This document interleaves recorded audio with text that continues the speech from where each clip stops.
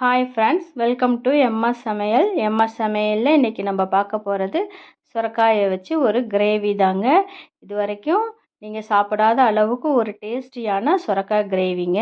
இது வந்து சுரக்காயில் செஞ்சதுன்னு சொல்ல முடியாது, அந்த அளவுக்கு டேஸ்ட்டாக இருக்கும். இந்த கிரேவி வந்து சப்பாத்தி, பூரி, நான், இட்லி, தோசை எல்லாத்துக்குமே செம்ம சைட் டிஷ்ஷுங்க. சூப்பராக இருக்கும். யாருமே வேணான்னு சொல்ல மாட்டாங்க, அந்த அளவுக்கு டேஸ்ட்டாக இருக்கும்.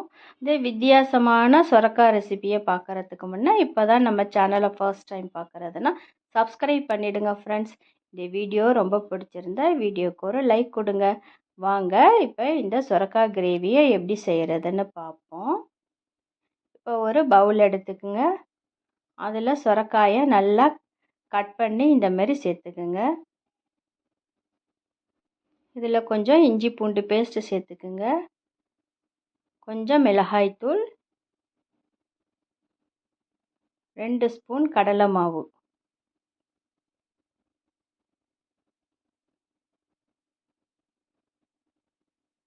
தேவையான அளவு உப்பு சேர்த்து இதை நல்லா மிக்ஸ் பண்ணி விட்டுக்குங்க. இதுக்கு தண்ணி தேவையில்லை, சுரக்காயிலேருந்து வர்ற தண்ணியே போதுமானதாக இருக்கும். இது வந்து குண்டு சுரக்காய், அதனால இந்தமாரி கட் பண்ணியிருக்கேன். நீங்கள் நீல சுரக்காவாக இருந்தால் நல்லா ரவுண்டாகவே கட் பண்ணி அழகாக இதுமாரி எடுத்துக்குங்க. இப்போ அடுப்பில் ஒரு பேன் வச்சுருக்கேன். அதில் கொஞ்சம் எண்ணெய் விட்டுப்போம்.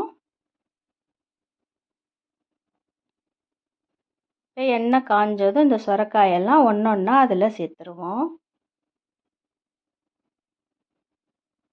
ஒன்றா தனியாக போடுங்க, சேர்த்து சேர்த்து போட்டு ஒட்டிடாமல் பார்த்துக்குங்க.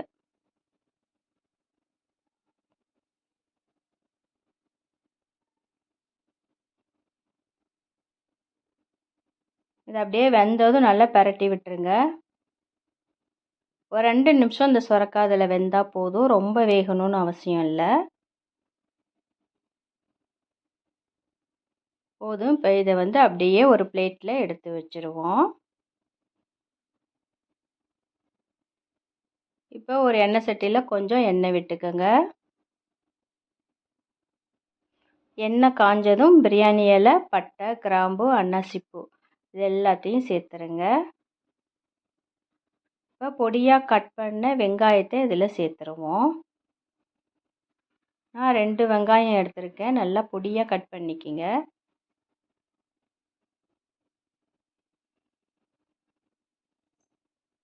இப்போ அதுலேயே ஒரு ஸ்பூன் இஞ்சி பூண்டு பேஸ்ட் சேர்த்துப்போம்.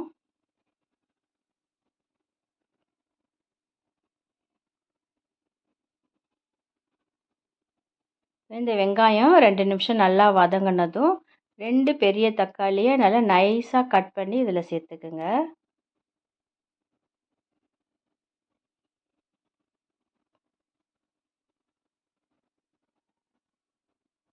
இந்த தக்காளி வந்து நல்லா வதங்கட்டும்.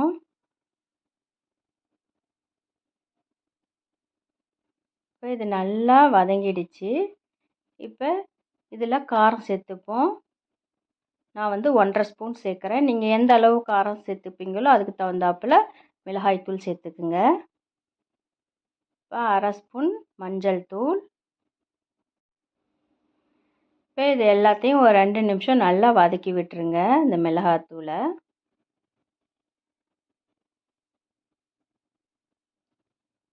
இப்போ இது வதங்கினதுக்கப்புறம் நம்ம சுரக்காய் பொரித்து வச்சோம் இல்லையா, அதை இதில் சேர்த்துருவோம்.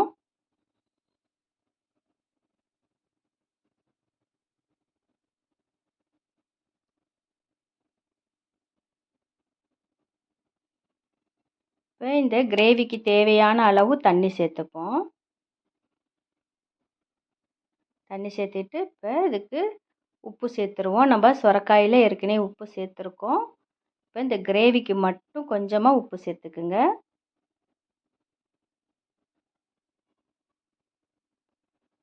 இப்போ இதை நல்லா கிண்டி விட்டுட்டு ஒரு தட்டு போட்டு மூடிடுங்க. இது நல்லா கொதித்து சுருண்டு வரட்டும். பாருங்கள், இப்போ நல்லா கொதிச்சிருச்சு. கொதித்து சூப்பராக எண்ணெய் பிரிஞ்சு வந்துருச்சு பாருங்கள். இப்போ இந்த ஸ்டேஜில் ஒரு 1/2 கப்பு தயிரை நல்லா அடிச்சிட்டு இதில் சேர்த்துக்குங்க.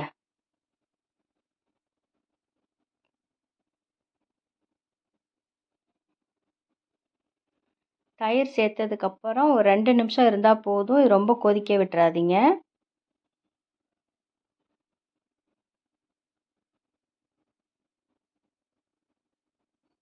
இப்போ இதில் கொஞ்சம் கஸ்தூரி மேத்தி, கொத்தமல்லி தழை தூவி இப்போ இறக்கிடுவோம்.